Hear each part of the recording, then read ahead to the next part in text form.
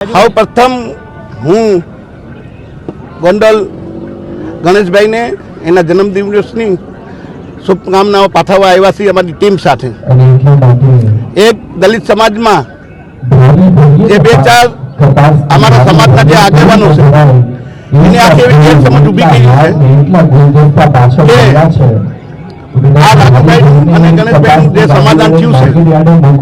સમગ્ર અનુજાતિ સમાજના લોકો મારી સાથે છે,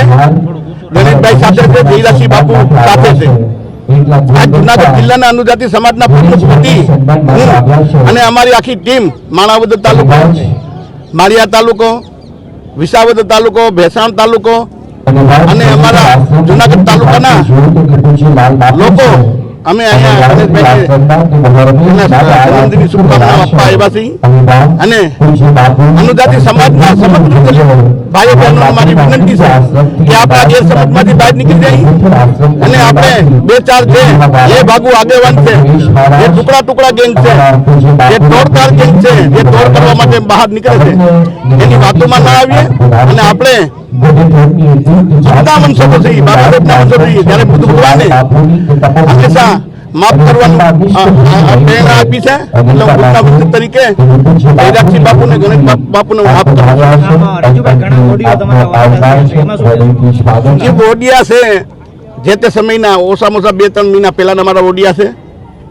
અને જ્યારે હું અને મારો પરિવાર સેફ ના હોય તો અમે સમાજ સેવા કેવી રીતના કરી શકીએ। એક ભાઈએ મારો જે 10 કરોડ રૂપિયાનો વિડીયો મૂક્યો છે એને મેં કીધું કે આ ભાઈ સમાધાન નથી કરવું, 10 કરોડ રૂપિયા દેવા એટલે આપણે સમાધાન નથી કરવું, પણ મારી સમાજ જ્યારે મારો પરિવાર સેફ ના હોય, હું સેફ ના હોય તો મારો સમાજ કેવી રીતના સેફ રહે? કે મારો પરિવાર સેફ તો હું સેફ। જુનાગઢમાં જે આવેદન પત્ર દીધું છે, જ્યારે હું 13 મહિના ને 13 દિવસ જેલમાંથી ત્યારે આ સમાજના આગેવાનો ક્યાં હતા ભાઈ, ત્યારે કેમ મેદાનમાં ના નીકળ્યો, ત્યારે કેમ અમને મદદ કરવામાં આવી, પણ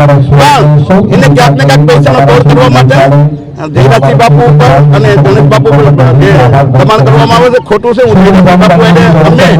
આખો અમારો સમાજની સાથે થઈ જયરાજસિંહ બાપુ અને ગણેશ બાપુ જે મુદ્દાઓનો વિરોધ નથી।